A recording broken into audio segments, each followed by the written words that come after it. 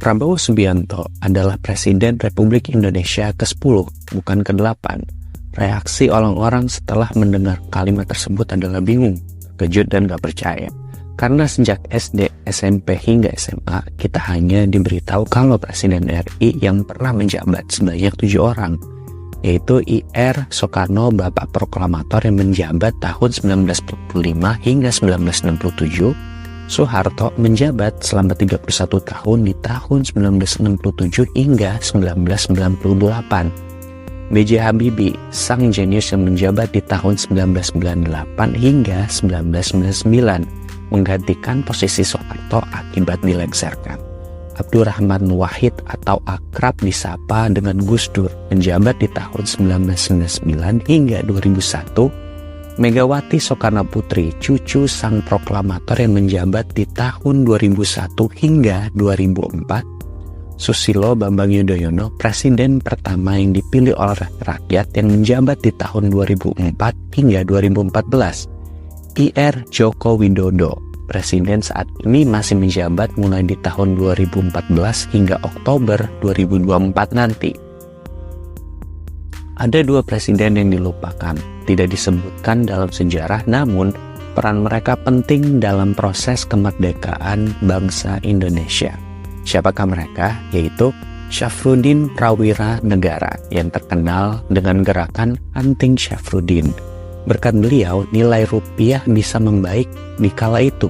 Saat masih menjadi Menteri Kemakmuran, ia ditunjuk menjadi Presiden Pemerintah Darurat Republik Indonesia atau PDRI di Sumatera Barat.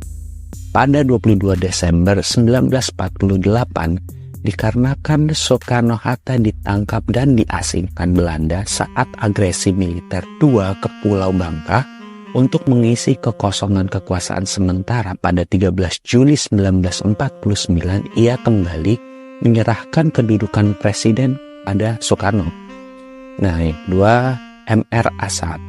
Memang tidak secara resmi tercatat dalam sejarah sebagai Presiden Republik Indonesia, namun tanpa beliau kala itu Indonesia bisa direbut kembali oleh Belanda.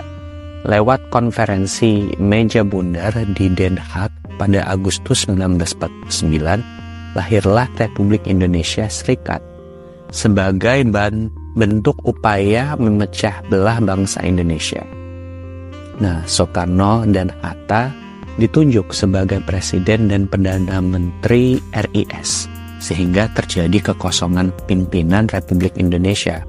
M.R. Asad ditunjuk menjadi pelaksana Presiden RI, menggantikan posisi sang proklamator untuk sementara waktu.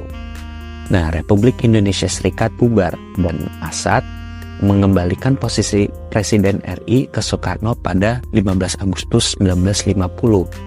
Setelahnya, ia menjabat sebagai anggota parlemen dan menteri dalam Neleri Kabinet Natsir. 2 presiden yang terlupakan tadi secara resmi memang tidak terdata sebagai Presiden Republik Indonesia. Namun, peran mereka penting untuk bangsa ini dan juga berperan besar dalam proses kemerdekaan dari penjajah. Nah, bagaimana jadi pernyataan saya di awal tadi? Nggak salah dong. Jangan lupa untuk like, share, and subscribe di channel Artwire Culture. See you on the next video. Ciao.